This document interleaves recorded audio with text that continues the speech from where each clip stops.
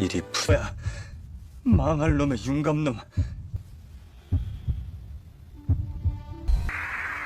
이놈!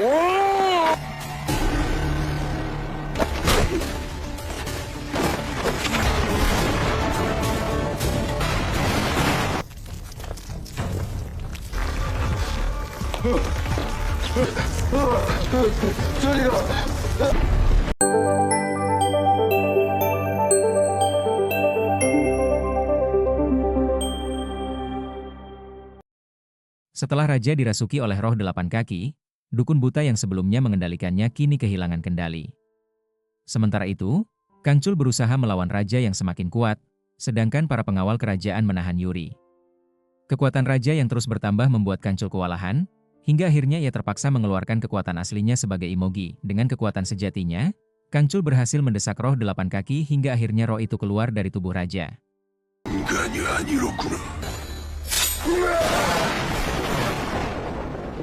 Melihat kesempatan itu, Yuri segera mengambil pisaunya dan membacakan mantra untuk menyerang roh tersebut. Dukun buta pun tidak mampu lagi membantu roh delapan kaki. Kangcul lalu menggunakan pisau untuk menyerang roh itu hingga akhirnya roh delapan kaki menghilang. Tiba-tiba hujan turun, dan suasana pun sedikit tenang karena ancaman roh telah lenyap. Di sisi lain, Pangeran Yiguang terlihat pingsan. Setelah diperiksa oleh tabib istana, Pangeran Yiguang dinyatakan tidak mengalami luka serius dan perlu beristirahat. Sementara itu, raja yang belum pulih sepenuhnya merasa sangat marah atas apa yang telah terjadi, khususnya terhadap Kangcul yang berani menyentuh Pangeran Yiguang. Di sisi lain, Kangcul dan Yuri dikurung di dalam sebuah gudang. Kangcul tampak kesakitan karena ada anak panah yang masih menancap di dadanya. Yuri berusaha mencabut panah tersebut, tetapi rasa sakit yang dirasakan Kangcul sangat hebat. Untungnya, Yuri masih membawa bubuk bunga lavender yang dulu pernah ia siapkan untuk mengobati luka Yungap. Kali ini, bubuk itu digunakan untuk mengobati luka Kangcul. Setelah itu, Yuri mengambil perban dari dalam gudang untuk membalut lukanya. Saat Yuri semakin mendekat untuk merawatnya, Kangcul mulai merasa gugup dan malu. Karena tidak bisa menahan perasaannya, Kangcul akhirnya menjauh dari Yuri. Ia kemudian bertanya kepada Yuri tentang rencana selanjutnya. Yuri pun mengungkapkan keinginannya untuk tetap tinggal di istana dan berusaha menyelamatkan roh Yungap. Mendengar hal itu, Kangcul menjadi kesal, karena kini roh delapan kaki justru menargetkan Yuri. Selain itu, Kangcul mengetahui bahwa Yungap sebenarnya telah membohongi dan memanfaatkan Yuri. Namun, Yuri memiliki pandangan berbeda. Baginya, Yungap adalah satu-satunya orang yang dulu membelanya saat ia ditindas oleh penduduk desa, dan yang menyatakan bahwa semua bencana yang terjadi bukanlah kesalahan Yuri. Berkat Yungap, Yuri mampu bertahan hingga hari ini. Tiba-tiba, raja muncul bersama para pengawalnya. Dengan pedang terhunus, raja langsung mengarahkan senjatanya kepada Kangcul, karena ia tahu bahwa Kangcul bukanlah Yungap. Di saat bersamaan, Pangeran Yiguang akhirnya tersadar dan segera bergegas menemui raja. Kangcul pun menjelaskan jati dirinya dan mengungkapkan bahwa Yungap sudah lama meninggal, dibunuh oleh bawahan Menteri Perang, Kuak Sangcung. Raja murka mendengar pengakuan tersebut dan menuntut kebenaran, apalagi Kangcul telah berani menyentuh darah kerajaan. Namun, sebelum raja menghukum Kangcul, Pangeran Yiguang datang dan memohon kepada ayahnya agar mengampuni Kangcul dan Yuri, karena mereka telah membantu mengusir roh jahat dari tubuhnya. Raja pun terharu melihat Pangeran Yiguang yang kini telah pulih dan terbebas dari pengaruh roh jahat.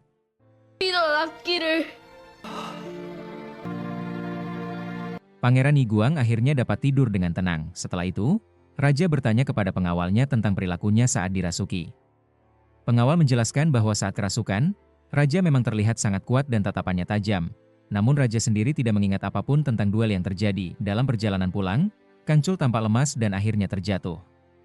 Ia sangat kehausan karena, sebenarnya, Kangcul adalah seekor ular hitam yang membutuhkan air untuk memulihkan kekuatannya. Setelah berendam di dalam air, Kangcul merasa jauh lebih baik. Saat Yuri memandang ke arahnya, Kangcul merasa malu dan segera mengalihkan pandangan. Yuri kemudian bertanya lagi apakah benar Kangcul tidak membunuh Yungap. Kangcul menjawab dengan ketus dan segera meninggalkan Yuri. Kini, Yuri bahkan bersedia menyerahkan tubuhnya kepada Kangcul dan melayaninya, demi meminta bantuannya untuk mengalahkan roh delapan kaki dan menyelamatkan roh Yungap. Mendengar itu, Kangcul kesal dan memilih pergi tanpa berkata-kata. Keesokan harinya, aktivitas Pangeran Yiguang terlihat normal. Ia sedang belajar bersama ayahnya dan menunjukkan kecerdasan saat menjawab berbagai pertanyaan. Tak lama kemudian, Ibu Suri datang mengunjungi Pangeran Yiguang. Ia terkejut melihat kondisi sang pangeran yang sudah benar-benar sembuh. Ketika Pangeran Niguang memeluknya, Ibu Suri pun menyadari bahwa bau busuk yang biasanya menyelimuti tubuh pangeran telah lenyap. Ibu Suri, yang merasa curiga, langsung mendatangi dukun buta dan bertanya apa yang sedang terjadi. Dukun buta mengaku tidak tahu persis, namun mengatakan bahwa ada seseorang yang mengganggu mantranya sehingga menyebabkan roh 8 kaki mengalami cedera. Ibu Suri merasa heran, mengingat raja sudah melarang semua ritual pembersihan. Saat dukun buta berniat memanggil roh itu lagi, Ibu Suri melarangnya. Ia malah menyerahkan pakaian milik Bong In dan memerintahkan untuk mengusir semua roh. Dukun buta pun pergi ke sebuah gua untuk melakukan ritual, namun ia kesal dan melemparkan pakaian itu. Tiba-tiba, pakaian itu terbakar dengan sendirinya, membuat dukun buta ketakutan. Sementara itu, Kang Chul tampak bermalas-malasan keesokan paginya. Ia kesal karena Yuri membangunkannya dengan menendang kakinya. Untuk membujuk Kang Chul, Yuri memberinya permen, yang langsung membuat Kang Chul gembira. Yuri berjanji akan memberinya permen setiap hari, asalkan Kang Chul bersedia menjadi roh pelindungnya.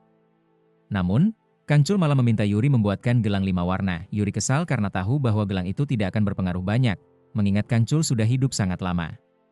Tetapi Kang Chul tetap bersikeras ingin memilikinya. Di sisi lain, Raja menerima laporan bahwa ditemukan alat-alat perdukunan milik dukun buga.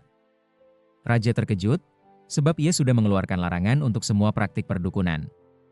Ia pun bertanya-tanya, apakah alat-alat itu merupakan peninggalan Yuri yang digunakan sebelumnya. Sementara itu, Yuri masih sibuk membuat gelang 5 warna ketika tiba-tiba hantu air muncul di hadapannya. Hantu air memperingatkan Yuri untuk segera melarikan diri, lalu bertanya apakah Yuri tidak takut pada roh 8 kaki. Yuri mengakui bahwa ia sebenarnya sangat takut, namun tetap memilih bertahan demi menyelamatkan Yungap. Melihat keteguhan hati Yuri, hantu air merasa heran. Tak lama kemudian, ibunya Yungap tampak sangat gembira saat Yuri membuatkan kacamata untuknya. Saat ia hendak pergi, Kang Chul mendengarnya dan langsung meminta dibuatkan makanan juga. Melihat sikap Kang Chul yang memperlakukan ibu Yungap seperti pelayan, Yuri menjadi kesal dan memukul Kang Chul hingga Kang Chul kesakitan. Yuri memperhatikan bahwa sepatu Kang Chul tampak sangat kotor. Namun, sebelum ia sempat berbuat sesuatu, para pengawal kerajaan tiba-tiba datang dan membawa mereka pergi. Raja menuduh bahwa Yuri telah melakukan praktik perdukunan di Gunung Buga. Meskipun Raja berterima kasih atas jasa Yuri dalam menyelamatkan pangeran, ia tetap menjatuhkan hukuman. Gelar Yungap dicabut, dan mereka berdua diusir dari ibu kota. Yuri menegaskan bahwa alat perdukunan itu bukan miliknya dan memperingatkan bahwa roh 8 kaki akan segera kembali. Namun, keputusan Raja tetap bulat. Yuri dan Kang Chul dibekali beberapa koin sebelum diusir keluar. Sebelum berpisah, Yuri berpesan kepada pengawal untuk menyampaikan kepada Raja agar selalu membawa kacamata pelindung guna menghindari serangan roh 8 kaki. Setelah para pengawal pergi, Yuri mulai penasaran siapa sebenarnya yang melakukan praktik perdukunan tersebut. Ternyata semua itu adalah ulah Kang Chul. Kang Chul kemudian menyarankan agar mereka pergi ke kota lain, namun Yuri punya rencana lain. Ia ingin menemui Biksu Gasop untuk mengambil alat perdukunan milik neneknya, serta mencari tahu asal-usul batu pelindung yang dimiliki Raja. Di sisi lain, Ibu Suri mengunjungi putranya, Pangeran Yongin, yang tampak ketakutan. Ketakutan itu bermula ketika Pangeran Yongin melihat arwah Dayang yang sudah meninggal. Ibu Suri pun akhirnya mengetahui bahwa Dayang yang meninggal di sumur, Oke Im, ternyata tewas akibat ulah Pangeran Yongin. Marah dan kecewa, Ibu Suri memarahi Yongin dan menyebutnya sebagai anak yang tidak berguna. Pangeran Yongin, yang diliputi emosi, kemudian menunggangi kudanya dan pergi ke rumah keluarga Oke Im. Setibanya di sana, ia meluapkan kemarahannya dengan memukul keluarga tersebut berkali-kali. Sementara itu, Yuri tengah dalam perjalanan menuju Biksu Gasop. Tiba-tiba Kang Chul menghilang, membuat Yuri merasa ada sesuatu yang aneh. Ia berlari mencari Kang Chul, namun di tengah jalan ia justru berhadapan dengan seekor harimau yang siap menerkamnya. Yuri ketakutan, tetapi tiba-tiba petir menyambar dan Kang Chul muncul, melindunginya. Malam pun tiba, dan mereka memutuskan untuk bermalam sejenak. Ketika Kang Chul mengeluh lapar, Yuri mengeluarkan permen yang pernah dijanjikan sebelumnya. Kang Chul, yang sangat senang, langsung memakannya. Saat itu, Yuri mulai merasa bahwa kejadian dengan harimau ini mengingatkannya pada masa lalu, di mana ia pernah diselamatkan dari serangan harimau dengan cara yang serupa. Kang Chul pun mengakui bahwa Yuri telah memberinya harapan untuk menjadi seekor naga. Itulah sebabnya ia melindungi Yuri tanpa ragu. Tiba-tiba, Kang Chul panik karena kehilangan permennya. Ia merasa ada seseorang yang mencurinya dan segera mengejar pencuri tersebut. Ternyata, seorang kakek tua mencuri permen Kang Chul dan membawanya kabur. Namun, ada pula seorang biksu bertongkat yang mengawasi mereka dari kejauhan. Sang biksu tampaknya mengetahui bahwa Kang Chul bukanlah manusia biasa. Di sisi lain, Yuri berusaha mencari Kang Chul dengan mengikuti arah sambaran petir. Sementara itu, kakek tua memakan permen Kang Chul, membuat Kang Chul sangat marah dan panik. Dalam kekacauan itu, Kang Chul akhirnya dikalahkan oleh biksu tersebut dan pingsan. Kang Chul akhirnya dibawa ke suatu tempat, dan ternyata tempat itu adalah biksu Gasop. Di sana, Yuri memberitahu bahwa Kang Chul sebenarnya adalah siluman ular hitam. Saat Yuri bertanya tentang alat perdukunan milik neneknya, biksu Gasop mengatakan bahwa alat tersebut telah ia kubur di puncak Gunung Naibul. Ternyata, kakek tua yang mencuri dan memakan permen Kang Chul adalah guru dari biksu Gasop sendiri. Sementara itu, di istana, Pangeran Yongin kembali dalam keadaan mabuk berat. Dengan emosi yang tidak stabil, ia menyuruh para Kasim untuk segera pergi. Di saat bersamaan, dukun buta tengah melakukan ritual rahasia. Tanpa diduga, Pangeran Yongin tiba-tiba melihat hantu air muncul di kolam istana. Tak lama kemudian, cacing-cacing hitam bermunculan dari dalam air dan langsung mendekatinya. Ternyata, itu adalah roh 8 kaki yang kembali bangkit dan dengan cepat melilit leher Pangeran Yongin, menandakan bahwa ancaman baru telah datang.